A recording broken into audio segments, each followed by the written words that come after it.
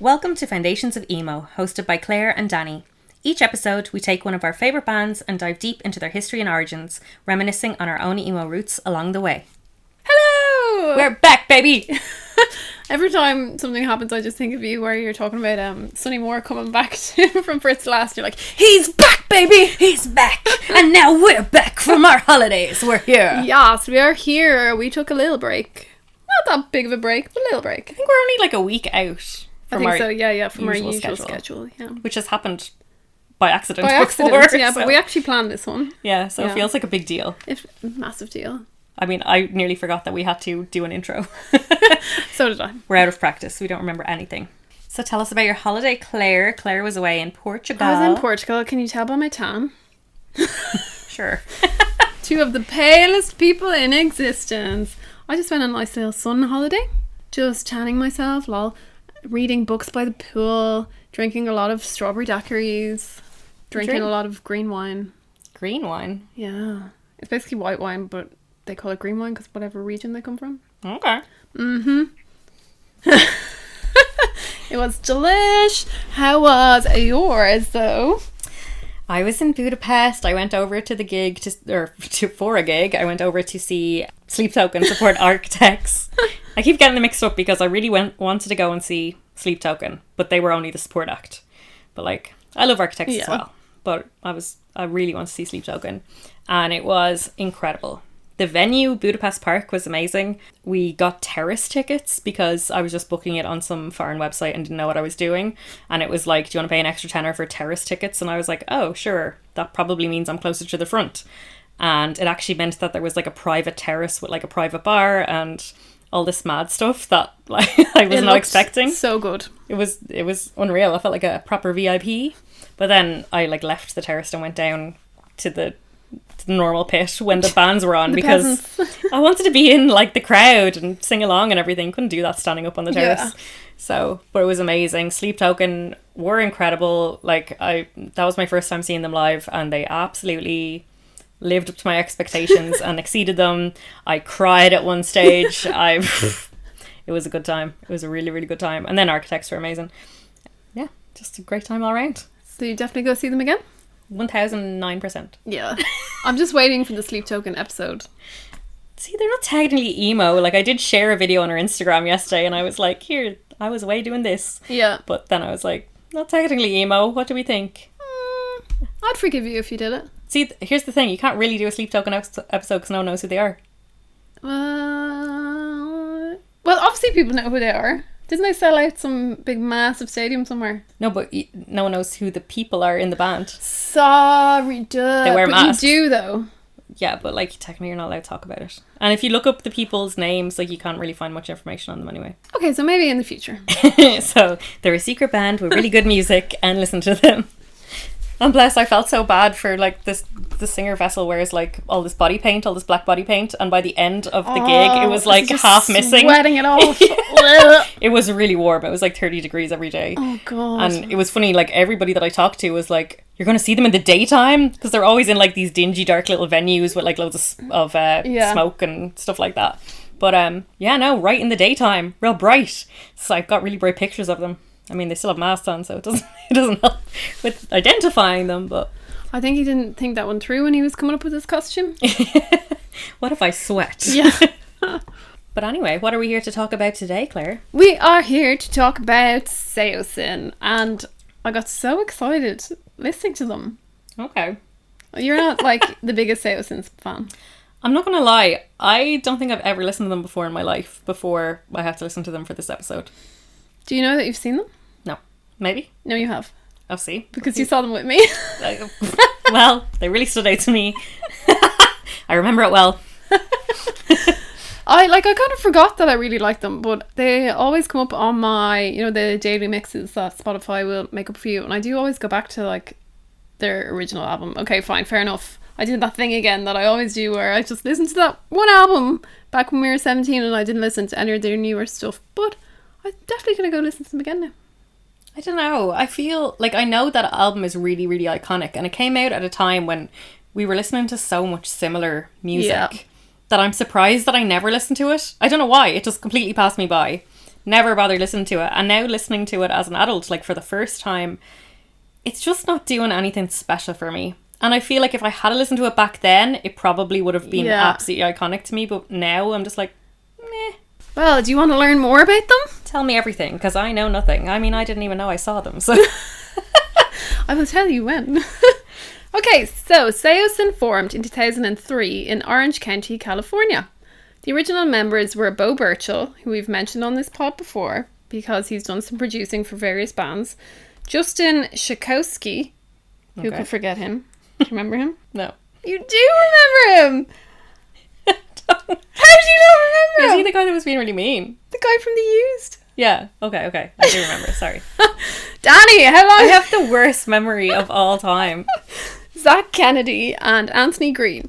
So Burchell wanted the band to be called The Gift, but it was Green who suggested Saosin, which means careful in Chinese. It apparently comes from an old proverb where fathers warn their sons who are being married off for money to not get emotionally involved with their wives as they could die at any time. What the fuck? Which I feel like that's just all men, nah? Don't get emotionally involved there. I mean, there's many other reasons not to get emotionally involved with men. I mean, dying could be a good thing.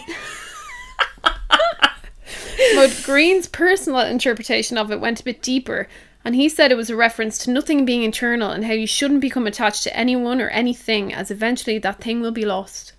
An optimistic way to look at life. Yeah, fucking hell. Just live your life as a big loner in case like people around you die or Everyone's you lose gonna die. What the hell? Just a few months after forming, Saosin released their first EP translating the name in June 2003. This is the only record of theirs to feature the bassist Zach Kennedy, as he left the band soon after the release of the EP and was replaced by Chris Sorensen, who is still in the band today. It is also the only record of theirs to not feature the drummer Alex Rodriguez. Rodriguez was actually supposed to perform drums on this record, but he couldn't due to his prior commitments with his other band at the time, Open Hand. Translating the name has a guitarist called Pat McGrath, who has played some live performances with the band since. And then went on to create a makeup line. No, not the same Pat McGrath. It's the most Irish name I've ever heard. Pat McGrath. This EP became super popular via online forums and music sites, most notably MySpace. It was produced by Burchell and featured 5 songs with a bonus disc available featuring 2 acoustic versions, and has been described as expanding the limits of the post-hardcore scene. There it is again. All the bands I like fall into post-hardcore. Yeah, true. And I love this EP. I love it. I listen to it, I'm not going to lie. What do you mean you didn't listen to it? They had 3 albums and I listened to 3 albums. Oh, that's I didn't listen to any EPs. Side note, EP. Let's talk about that. Can't believe you don't know this. I just took it for granted that you knew what we were talking about. I hadn't a clue. I texted Dani when I was writing this, and I was like, I was today years old when I found out what EP stands for. Extended play, Claire. Here's a question though, what does LP stand for then? I want to say long play, but I might be making that up. But it sounds right. I don't know. I just thought EP was, I don't know. Never thought about it. Anyway, you learn something new every day. The success of this EP made the next event in the band's history seem even more bizarre. Anthony Green left. Just over 6 months after its release, he was disenchanted with the direction the band was going and felt like he was being left out of the writing process and wanted to pursue his own interests. He went on to form the band Circa Survive, who have achieved major success and have released 6 records. We'll head back to him later though. I need to tell you something about Anthony Green. Oh no! Wait, is it in my episode? Because you're going to spoil it. No. So I was like listening to the band and I was like, man, they really remind me of someone. And then eventually it came to me that they reminded me of Circa Survive. And then I was like, the singer, it just sounds so familiar. And I was like, I didn't want to spoil the episode for myself.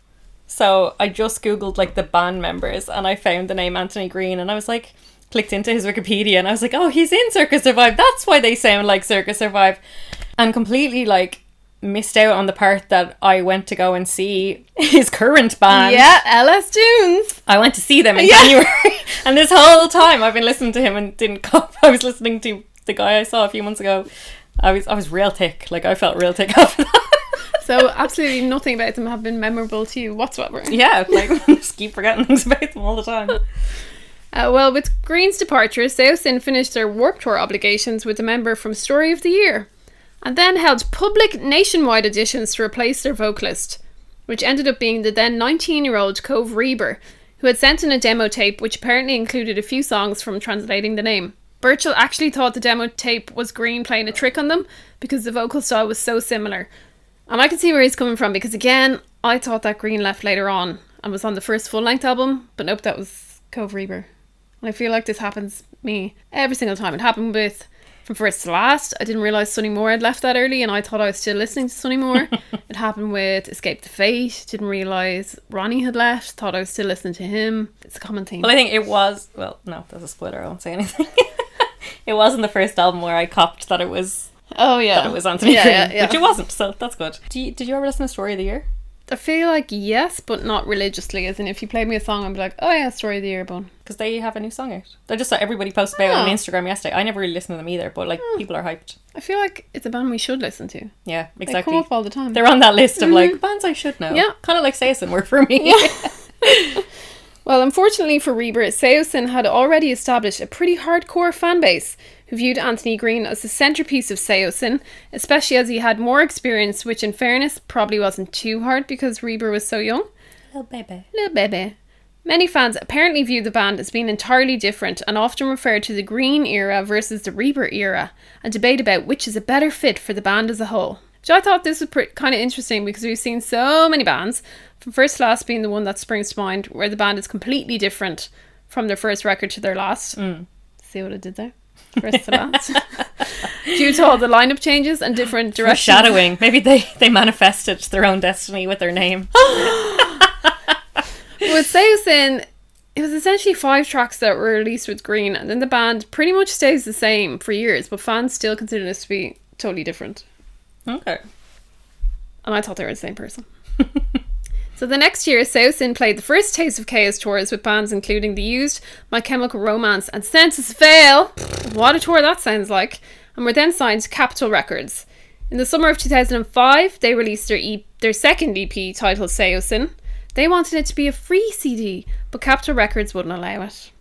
So this EP contained demo versions of songs that would later be recorded for their first full-length album.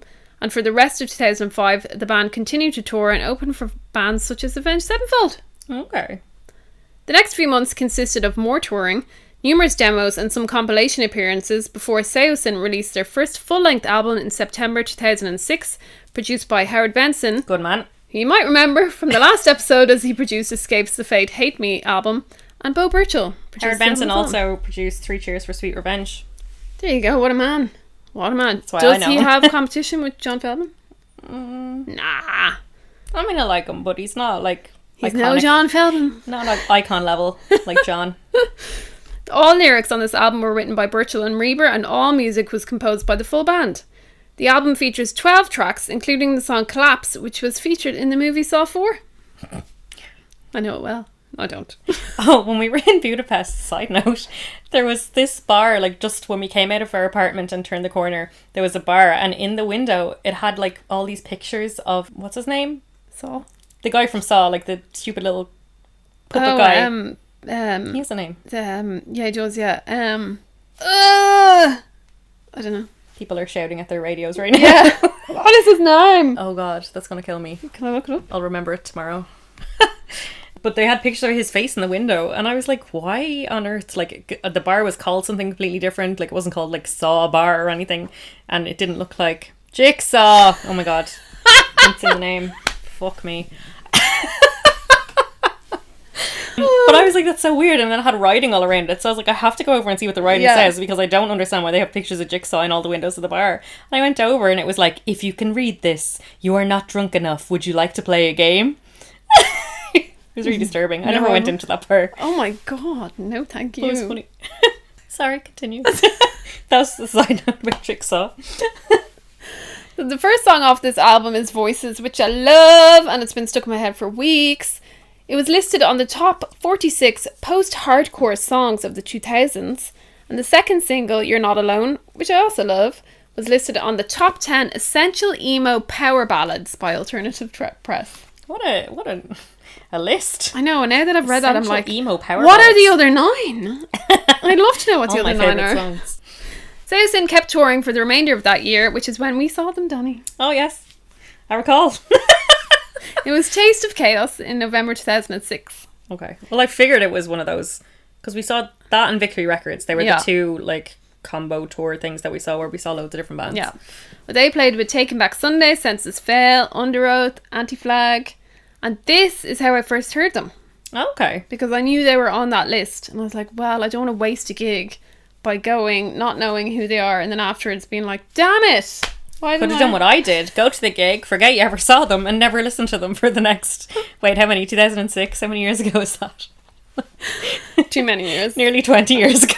Side note, again, who got asked for ID in Tesco? Me. Yeah. Dani got fucking ID'd. I'm trying to buy a bottle of Prosecco and a bottle of alcohol-free Prosecco. And the guy came over and was like, do you have ID? And I kind of like laughed. And then he was like looking at me and I was like, dude, I'm 33. And then he looked at me and Claire and then he goes, well, you hide it well. Absolutely made my life. Best I think day he of my had to life. say that because I was there. He wasn't going to be like, well, she looks ill, you look great. But anyway. Well, if you look that old, I feel like you should have looked at us together and just assumed we were both of age. Yeah, why would I be hanging out with a weird 17-year-old? True.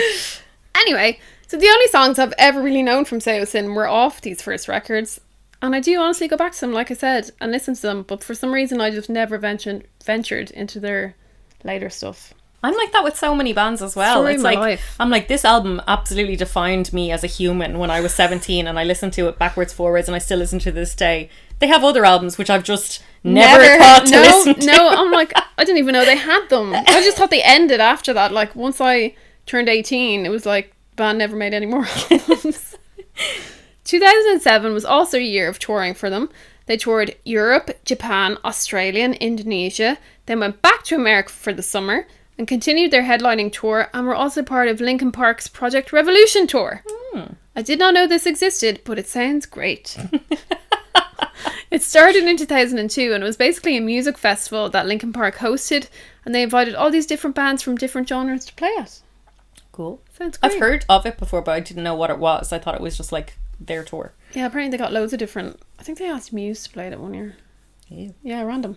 Saosin kept up the touring. I'm exhausted just from reading about it. They headlined yet another tour in America and Canada with Alexis on Fire and Norma Jean. Common theme of our pod as well. But they used all this touring to their advantage and did what we haven't heard of in a while. They recorded some of their live shows and released a live album with a concert movie called Come Close. Okay. I don't know what a concert movie is. A movie about the concert, obviously, but sounds boring. Hints in the name. 2008, more touring. Seriously, they toured America for a little while, then went to Australia between February and March, then joined as the opening act for Incubus in Singapore. On their way home, they stopped off in Bali, Hawaii, and Mexico before doing 2 final shows in California in April. And finally, after all this, they gave themselves a well-deserved break from touring. I feel like because I've just been at gigs in Budapest, like obviously I follow Sleep Token very closely online, but like the night before they were in Prague, the night after they were somewhere else, and then since then like they've done a gig every night, and like I was so tired after going to see them one time. I'm like, how do bands do it night after night? Night after night and still bring the same energy. And it's the fact that they're in different cities, in different countries. Like, so they're travelling in between and then doing it every single night. Like, it's actually insane. That's what I was saying about We Came as Romans when we went to see them, because I'd just seen them at Slam Dunk. And now I follow the bassist Andy on Instagram. And to say he brings the same energy every single night. It's crazy. I don't know how they do it. I wouldn't be able for it. I'd need a nap. So many I was times. very tired after being at a gig one night.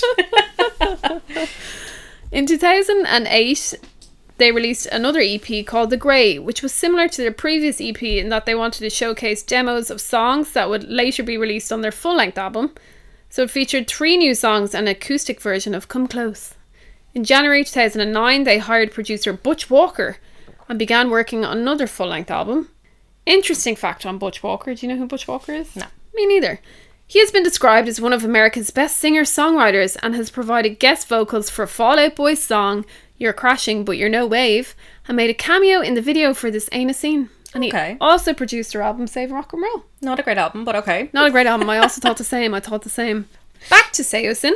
Their second full-length album, titled In Search of Solid Ground, was released in September 2009 through Virgin Records. Additional producers on the album include friend of the pod, Mr. John Feldman.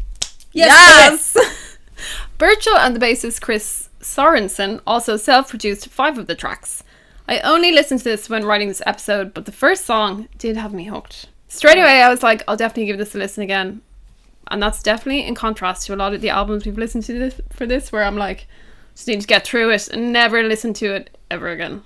But I'd go back and listen to this again. Apparently, though, this album divided fans due to its change in style. Okay. What did you think? When I listened to the first album, like their self-titled one with the little beetle on the cover that's like so iconic. Yeah. I was like, as I said, didn't like grab me, but I was like, it's good. It's like, I know what they're doing. I can see that if I'd listened to it when I was younger, I would have been obsessed, but it's just not hooking me that way. Mm-hmm. The second album, I just wasn't feeling the same thing. So I was like, it's fine. It's absolutely fine. Again, it's like, I know what they're trying to do and they're doing it, and that's okay. Yeah. Fair play, son. Fair play. But like, I don't think I'll ever listen to it again. Oh, yeah. I will.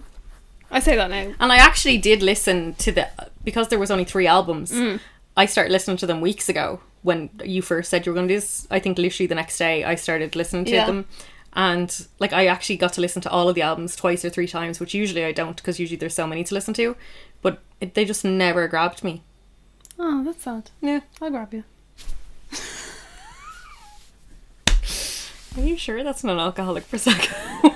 So weirdly enough, this album was removed from iTunes, and apparently no one knows why. And then it was put back on in 2012. It's probably some kind of label. They collaborated with Hurley for this album, which is an American company that sells clothes marketed towards surfing and swimming. Did you not know that? No, I did not. Okay. Look, there might be other people that don't know that. That's why I put it in there. Okay. Is that okay? Sure. Hurley broadcasted the recording process of the album live on their website, and one of the tracks, The Worst of Me, was released as part of a free Warped Tour song package that you could get on Hurley's website. Do you think that we're out of the loop, or do you think that brands don't really do that? Like, I feel like all of these episodes we're talking about, like, in the 2000s, and like brands and bands were like so intertwined and they were always like collaborating, and it's like, do they not do that anymore, or do we just not like hear about it? I think it was easier and more exciting to do when you couldn't just go on Spotify and find the song. Yeah, true. And if you had to, like, it was, ooh, you can buy a package and get this free before anyone else gets it, whereas now it's like, meh, I can probably find it somewhere on the internet. Yeah, fair. Interestingly, unreleased songs were leaked onto the internet due to the live broadcast that they did of their recording process for the album. They have no official titles, but apparently fans have titled them The Norma Jean Song, Back to Greatness, and the last one is just titled Untitled. Imaginative. But I would have hoped they knew to kind of expect this, because if you're letting fans see the whole recording process, it's inevitable that they're going to be like, well, we've heard the song now. Yeah, yeah. Another random fact, the song Move Slow randomly was on NCIS's original soundtrack. You know that TV show? I can't say I've ever watched it, but I know what it is. Neither have I, but random. The next year, they announced via Twitter they had parted ways with Virgin Records, stating, "Yes, we parted ways with ME Virgin Capital. Not a huge deal to us. We're very excited about taking a DIY route again. Hashtag the future's bright." Yeah, a bit of a weird thing to say, isn't it? Okay. I just don't like the hashtag. I just didn't like the not a huge deal to us. Like, calm down, guys. I feel like that's another theme that comes up in all the episodes, is like, they're like, wow, we got signed to a major label, and then like one album later they're like, man, we need to get off that major label. Like, we're taking a DIY route again. In Search of Solid Ground would be the last record of Saosin's to feature Cove Reber. In July 2010, Bo Birchall made the following announcement. "Well, a few days ago, Alex, Justin, Chris and I got back in the studio for our first group writing/jam session. We've all been writing things on our own, but it was cool to get into a room and play with the loud amps all together again. I am very excited about this record, for a few different reasons. After 5 years with Cove, we've decided to part ways. So it'll be a new experience for us, not knowing what to expect in the vocal department, who will replace him, or if we will even find a replacement this century." Century. I just think he didn't phrase that very well when he said, "I'm very excited about this record for a few different reasons. Cove is leaving." Yeah. He's like, we all went in the studio, we were making incredible things. We decided to part ways with Cove. And I'm super excited about it. Yeah. Harsh. Poor old Cove was apparently asked to leave due to his diminishing stage performance and vocal abilities. The shade they throw at each other. It's just not very nice. But this was the band who was throwing all that shit at From First to Last, wasn't it? Was it? You wrote that episode, not me. So. Yeah, no, it was. Because Bo Burton did some of the producing. Sorry, when they had that big thing about, yeah. And like the stuff that Saosin were saying was so childish and so, as we were saying, like unprofessional. Unprofessional. And I also think this is very unprofessional, all their tweets and everything. Justin Schakowsky, your fave person, that you also can't remember, stated to an online blog that we didn't feel he could represent the music that we have recorded well on stage. Harsh. And can he really be making comments on other people's abilities? When he went mental? Reber addressed his departure with a heartfelt statement in which he said he fell in love with Saosin in 2003 and they changed the way he viewed music and inspired him to pursue his dreams. That sounds like a really nice statement that he made. It was such a nice statement. Like, I was reading it and I was like, this man, like, it was so cute. Listen to this. He stated, in 2004, the members of that very band that I was madly in love with took a giant risk and gave me, the world's biggest Saosin fan, a shot. I got to play and make music with my heroes. Isn't that so cute? That's really sad. He called all the members living legends who he highly admired and respected. However, he did shed a bit more light on the reason for his departure by saying that it all started with one comment directed towards him that completely drained him of all the confidence he had worked so hard to build up. He said it completely caught him off guard, but quote, "Not one of my heroes stood up for me, let alone acknowledge that the comment made was truly uncalled for. Thinking you've let your heroes down in even the smallest way really freaking sucks." Oh, I mean, this band sounded like a pack of bitches. And then, like, from the episode I wrote. And then they're being so mean about him leaving and he's just being, the nicest person ever. So nice. And I'm like, I also find it bizarre that he's, like, the world's biggest Saosin fan. I loved him so much. I'm like, they had 5 songs. But he then apologised to the fans if they felt ripped off or let down by his performances and made references to smoking, saying he never intentionally hid the fact he smoked, but he definitely didn't promote or broadcast it, but wanted to make it crystal clear that it's not a cool thing to do. Aww. So that's, I assume, where the talk of his deteriorating voice comes from. Yeah.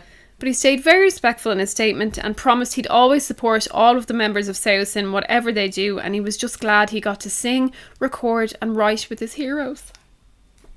I wouldn't be that nice. I'd be like, fuck you all! Well, not if they're being mean about me. Like, if they were like, we respectfully want to let Dani leave the band, we've had a great time with her, but we think we want different things. I'm kind of like, okay, that's fair enough. Like, I'll go along with that and I won't say anything mean about them.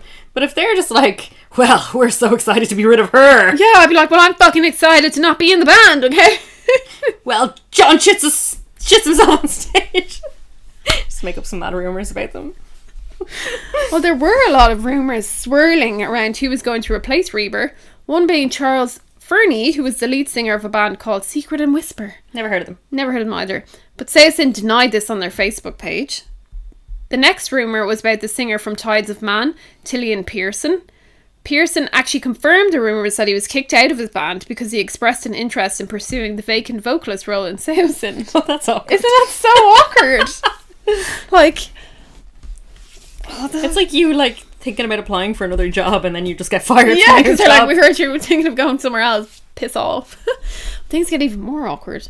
Because Schakowsky confirmed this rumour with a rather awkward statement where he said he can't stand rumours, so he'd tell the truth, and Pearson has been hitting them up a lot. He said, it looks like he wants the job pretty badly if he would quit his band. But the reality is, we haven't even met this guy in person.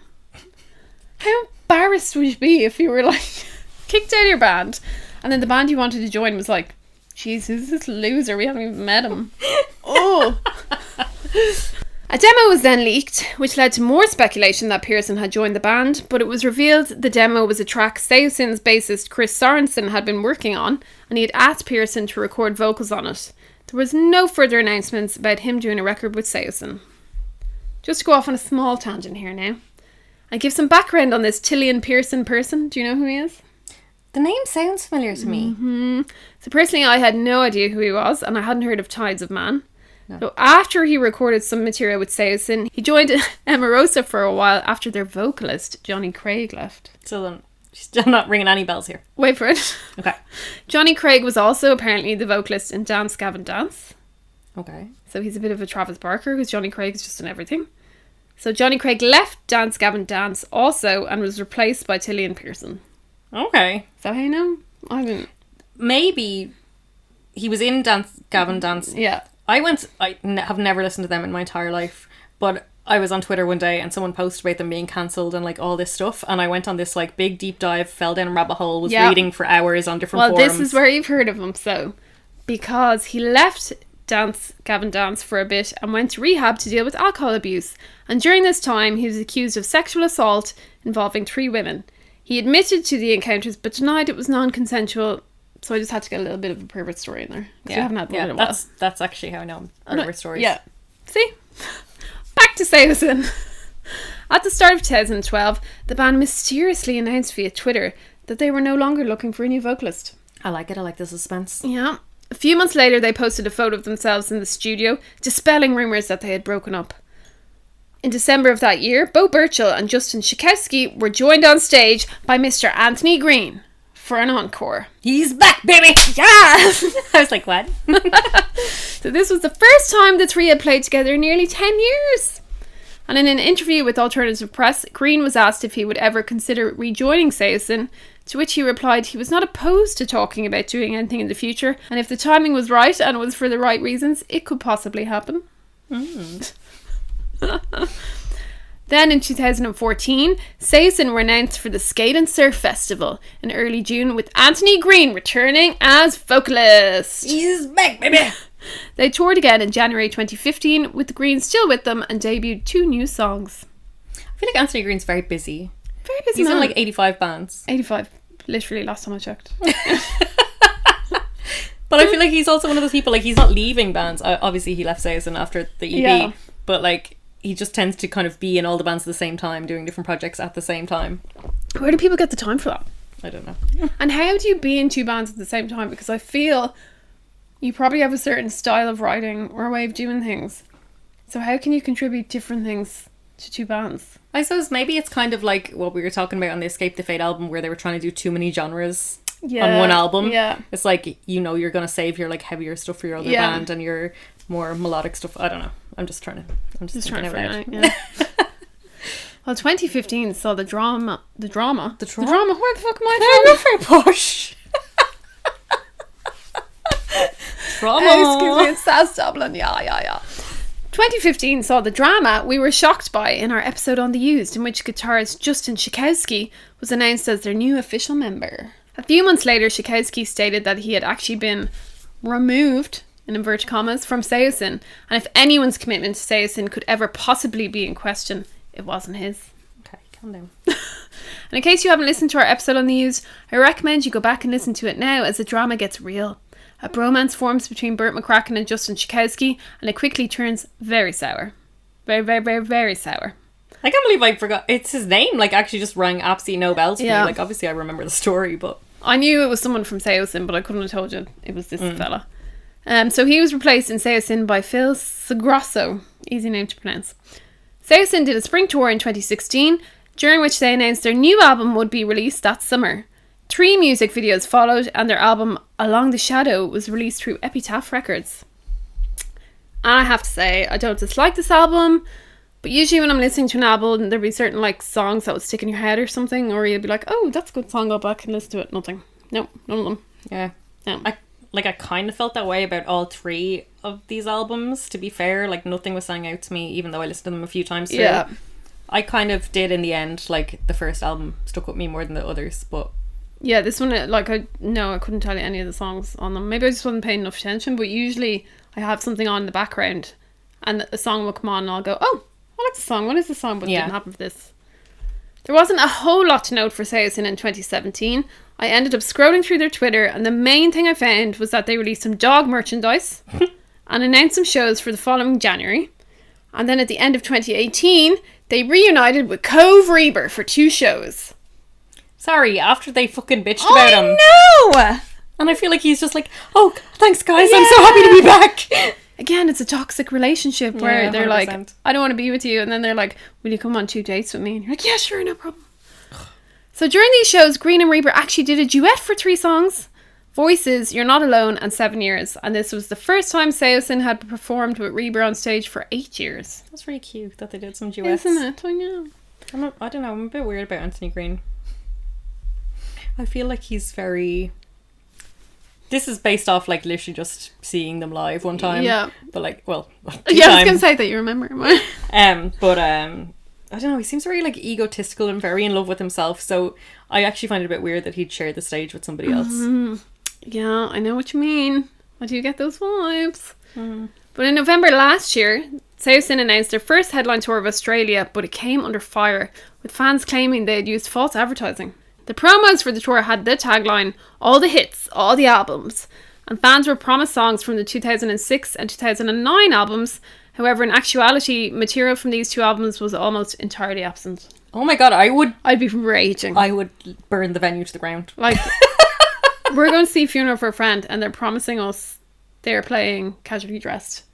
And if they start playing shit from that Ships album, I'm leaving. You'd be raging. Riots in Manchester. 2 Irish women were arrested. During these shows, they played all 5 songs from their debut EP, but it mostly focused on their 2016 album. And people speculated that this was because Green doesn't feature on the 2006 and 2009 album. It's kind of like what you were saying. And I did actually listen to an interview with him in which he said he found it hard to sing those songs because he can't connect to them, and therefore he's not able to perform them properly. Yeah, I just don't like him. Yeah. And it's really based off nothing but a vibe. The vibes are off with Well, Anthony Green sometimes for me. a vibe is all you need. Yeah. Red flag, red flag, red flag. So in June this year, Translating the Name turned 20. How are we that old? And the band celebrated with 2 anniversary shows with Cove Reber making an appearance, as well as Zach Kennedy, your man who left after a few months, who was one of the founding members. I feel like, to me, that's usually like a green flag, is like when ex-members come back, because I'm like, oh, I'm good that... Yeah. I'm glad that they still have a good relationship, and, you know, there's no bad vibes there or anything like that, but I feel like this band is so bitchy about the people who left. It's really weird. Well, now we're up to date with Saosin. So I wanted to chat a little bit more about Anthony Green, simply because when I was doing the Census Fail episode, I was listening to an interview with Buddy Nielsen. He got really upset and started crying when he was talking about this guy, Anthony Green. What? And he was like, he's been through so much. And when I was listening to it, I was like, who the heck is Anthony Green? And why is Buddy Nielsen so upset about him? So I was interested. So I went and I did a little bit of a research on Anthony Green. So he did an episode with Shane Told on that podcast where I get all my info from, Lead Singer Syndrome. And straight away, it's kind of like what you were saying. You can just tell he's one of these people where he was just born to be in some sort of like creative career.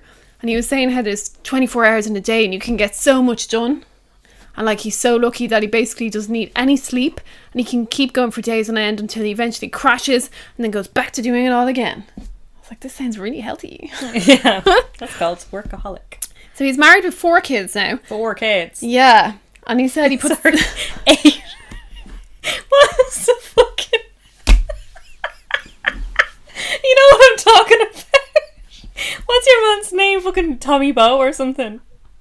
You know what I'm talking about? It's a rugby player. Wait, Sorry, yeah, it is. Yeah, I know exactly what you're talking about, but it wasn't... Was it 8? no, it's 10 kids. It was 10. Yeah. 10 kids! 10 kids! 4 kids. That's like 4! Oh, fuck off. Yeah, he's got 4 kids now, and he said he basically puts the kids to bed, and that's when he starts work on writing material. Okay. I just wouldn't be able for it. It's out of the year. But even when he was talking, like, you could just tell he's, like, his mind must be switched on all the time. He's like, yeah, it's 24 hours in a day, and, like, you just don't need that much sleep, and, like, that's when I get all my work done, and da-da-da. I was like, God, I need a rest. Just listening. But I did find it strange, because he talks about the whole him leaving Saosin thing, and he kind of says he was almost jealous at first, because he couldn't achieve that success with them, or he wanted to be the one leading the band. But then he left and formed Circa Survive immediately. So I was kind of like, what was the big hurdle with Saosin? They only had an EP when he left, so it's like... But it was almost like to me it sounded like he had been forced to leave or something. He was like, oh, he's jealous, I couldn't do that. But then I know he said he didn't like the direction they were going, but it just seems so early in their career to be like, you've released a few songs and you're like, well, we're not successful now. Or like, so this isn't the direction. It's like surely you can change it up when you're only like 5 songs in. But he's battled with alcohol and heroin abuse, quitting for years and then relapsing in 2019, which is what Buddy Nielsen was talking about in that interview when he got really upset. I didn't know that. He did an interview for Vice, and the guy interviewing him was a former addict himself, and he said how growing up you just hear about how terrible heroin is, and then one day someone offers it to you and then it all goes downhill. But Green said that he was actually attracted to it for years before he tried it, and he thinks it had to do with knowing about Jimi Hendrix and Kurt Cobain and other artists that did it.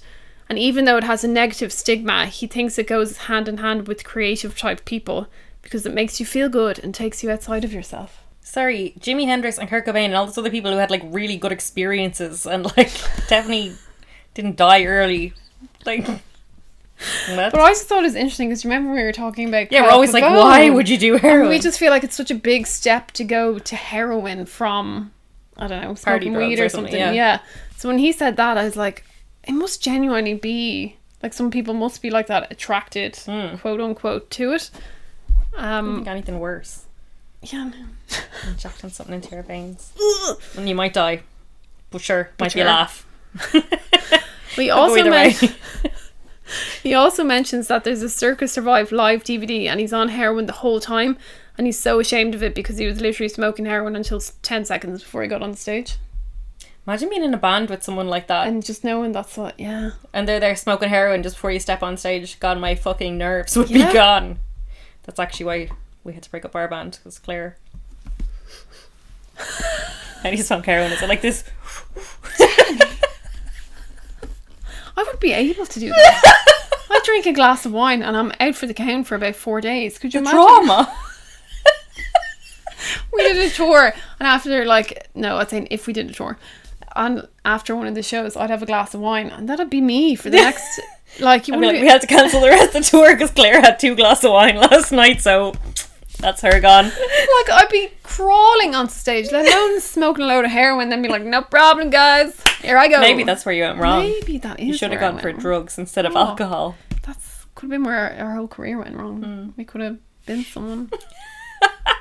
But I did also forget that Anthony Green was a member of Alice Tunes until he mentioned it. Yeah, it was when I was listening to the third album is when I didn't realise he wasn't on the other albums. Yeah. But when I was on the third album, I was like, this sounds so like somebody. And then I was like Circus Survive. And then I was like, okay, no, it actually sounds so like them. And then I had to go look it up. Yeah. And I was like, Dani. Still haven't listened to Alice Tunes. I think I did listen to 1 or 2 songs, maybe. They're fine. I got very, very excited about them when they came out because I was like, oh, big super group. Emo is back, baby. And like, they're fine. They're fine. There is a part of me as well. Like, I know that I said I have bad vibes about Anthony Green, but the fact that he's in a band with Frankie Iero, and this sounds like so stupid, but like, Frankie Iero is renowned as like the nicest person in the world. Like his fans, his friends, his family, like everybody only has really pure good things to say about him. Everybody is his biggest hype man. Like anyone's ever met him says positive things. I've never heard a bad word said about him. So I feel like if he chooses to be in a band with Anthony Green, Anthony Green can't be that bad. Yeah. Because I just don't feel like he would do that. And that interview he did with Vice where it was actually a really nice interview because the interviewer was a former addict as well, so they were kind of like chatting about things. And he did come across as seeming really like nice and stuff to the interviewer. He was really like, oh, I don't know what he was saying, like, yo, I'm real proud of you, and they're having real in-depth, deep conversations. But then sometimes when he talks, I'm like, God, he sounds a bit obnoxious. But then maybe that's just... He's very, very American and very like Californian. Yeah, but then maybe to be that successful and to have... Because he had something like 6 records with Circus Survive or something that all did really well. Maybe to be that successful and have all that material, you need to be that kind of person who's a bit... Yeah. Like, maybe he's a really nice person, but he's just a bit self-absorbed. But then I think sometimes, like, that Californian accent and that vibe can come across like that. I'm not saying all Californians are like that or anything like that, but just, that's the vibe. Yeah. Maybe that's where we went wrong as well. We needed to be up around holes. Yeah. If we could go back and do it all again. We would smoke heroin and be up our own holes. We would not. So I know we're obviously only messing. We do not condone or encourage the use of any substances on this podcast. Only right? alcohol. Only no secco. And Prosecco. I am Prosecco No all the one's way. I am no secco. But that is all. I did kind of try and look into the other members, but Bo Burchell, we basically know he's produced a whole lot of stuff for other bands, and Justin Chakowski, sure we know, is Mentler. So Yes, that was intense. but I really enjoyed listening to Saosin. I wish I did. To be honest, when you said we were going to do a Saosin episode, I was surprised because I just was like, oh, okay, where's this coming from? I was like, fair enough. They've come up in a couple of different previous episodes, so they've always been on the outskirts. And as I said, I hadn't listened to them before. So I thought I was going to discover like some groundbreaking music because I know they are a big deal for a lot of people. Yeah. But I think the trick was listening to them back then and not listening to them because now. when I listened, they are, and like the way they were described there as power ballads, the lyrics and everything, you're like, oh, my 17-year-old self loves this so much. Yeah. But I know what you mean. If you listen to it now, you'd be like, eh. Just sounds like a lot of other bands to me and nothing makes them special. I think I didn't realise how iconic they were considered back then. Yeah. Maybe because when we went to see them, they would have been like, they weren't the first band, I don't think, on that list, but they were definitely the second. They weren't anything more than that. Because, you know, obviously the lesser known ones are first. So maybe it was just like in Ireland and the UK, they weren't that big. In America, they were huge. But when you go back and like read about them and stuff, they were so successful from that EP.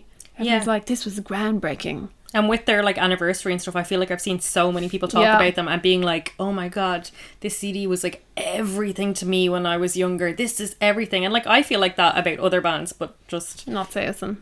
No. Yeah. Okay, so song on repeat. I need to check. I always need to do this. Yeah, so bad. The first song on the first album. I can't remember what it's called. Don't tell me it's the same as my one. I literally looked it up earlier on. Now I can't remember what it's called. The first album. Yeah, album. It's far better to learn. It's far better to That's my one as well. This is the first one. We never choose the same song. That is my one as well. I love that song. Yeah, because I went back this morning. I listened to it this morning and I was like, yes, this is my one. I went back this morning and I was like, oh crap, I better pick a song. And I went to that album and I put that on. I was like, that's it. That is the one. And then I was like, maybe Voices. I was like, I know that's like their biggest song. Yeah. And I listened to it and I was like, nope, prefer the first one. Yeah. That's the first time that's ever happened. Oh my god, so what's your song to skip? I need to look it up on my phone. I'll tell you what my song to skip is. What is it? Which, interestingly enough, you know the way you're saying Anthony Green, the way he said he couldn't perform those songs because he didn't feel like he could connect with them. He did actually say about this song that it's one of like the best pieces of music / songs that have literally ever been written ever. Okay. I'm like, So it is the last song on In Search of Solid Ground, and it... Now, hang on, before I say that might be an absolute fucking lie. No, it is that one. So it's on In Search of Solid Ground, and it's Fireflies, and it is the 8.5 minutes long song. Yeah. And... What? I didn't write down what my one was. And I have a feeling it was that one as well. No, it wasn't. The 8.5 minute long one. Yeah, Fireflies. And I was like, this is so fucking lame. It is, sorry. But that's because I understand what he means when he says, okay, musically maybe it is some groundbreaking thing, but when you're listening to it in an album, it's just absolutely not my vibe. Even because I remember looking at the name and it being called Fireflies, and then in brackets, Light Messengers, and I was like, oh, fuck off. Sorry. Sorry to people who like that song, but I was like, oh, I get fucked. Light Messengers. That's like, you know, somebody like came down to earth and had to like literally name things. You'd be like, Light Messengers. Yeah, I know. I was like, why do they have to explain what a firefly is? A messenger of light. I was like, oh, get a grip. Get a grip. Yeah, it was one of those songs I was listening to it and I ended up going back being like, is this still on? Like, is this still the same song? I think I turned it off early because I was like, no, not for me. Now, absolutely not. They have done shows and stuff where they've played that song and they've called back like different drummers and stuff to do it, and I'm sure like that live it's maybe like, oh wow, but not for me when I'm listening to it. No. Is that the first time that's ever happened? Yeah. Did you just not have one and you just copied me? No, because it's when you started talking about it I was like, oh my god, that sounds so familiar. That's the song That is is it was so a couple funny. of weeks ago when I figured it out and I thought I wrote it down, but obviously not. I thought I'd remember. That has never happened. Weird. Weird. Right, well now for the next exciting bit, because you've told me you've already started writing the episode. Mm-hmm. Who is it? Is it a random one? Will I guess? Will I know? Will I be happy? Well, don't guess, because then it might be a spoiler for a future episode. Oh, yeah. If I'm like, I was gonna do that. Right, yeah, good point. So the band that I'm gonna do next is A Day to Remember. How do you feel about that now? How do I feel? I don't know. I don't not like A Day to Remember. But do they have a lot of albums? I can't remember. I feel like I did look it up. It's not like 10. Okay, that's fine. It's achievable. I've actually seen them live before. I've also seen them live twice. I don't know why. I just didn't think you were going to do that. 1, 2, 3, 4, 5, 6. I can't count. 1, 2, 3, 4. More 5, than 3. 6, 7. Actually, it's weird because like I've started writing the episode. No spoilers, but like one album is like a re-release kind of thing and stuff. So it's not really that many. I just love that song. I say 3, 4, 5. The downfall of us all. That's literally exactly what I just did. Let's go. Yeah, it sounded like really like what you sang. Christ. Claire, you have some listening to do before the next episode. Can't wait. Okay, guys, let us know in the comments what you think of Saosin. Are you Green era or a Reber era? And are you a fan of Anthony Green in general? Tell us your thoughts. Is he giving you bad vibes? Is he waving a red flag?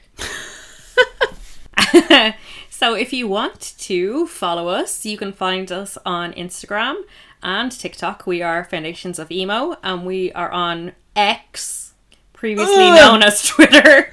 Every time I see the logo on my phone, I want to vom. But here's a question. You can't say you tweeted anymore. What did you do? X'd. X me up, baby. We're just Foundations Emo on X. Who knows for how much longer, because that is a dying platform. Absolutely. But definitely follow us on Instagram. I posted a video from the Sleep Token set that I saw. As I said, it was in the daylight. It's very bright. You can see everything. They were incredible. Also, you posted a video of my reaction to Escape the Fate song. Yeah. No, not Escape the Fate. Fallen in Reverse. Yeah. There is a live reaction to Claire listening to Falling in Reverse and seeing their music video for the first time. That's very funny. Do you want to hear something awful? There was a song in my head yesterday. I was like, what is this song? It was that fucking song. Want to kiss your lips, the ones between your hips. Please text me, I'm ready. Christ. And I also posted a really cool picture of our Foundations of Emo sticker in Budapest. Yes. So, all you Budapest listeners, yeah. Hello, if welcome. anybody's here from Hungary, hello, how are you? Okay, bye. Bye.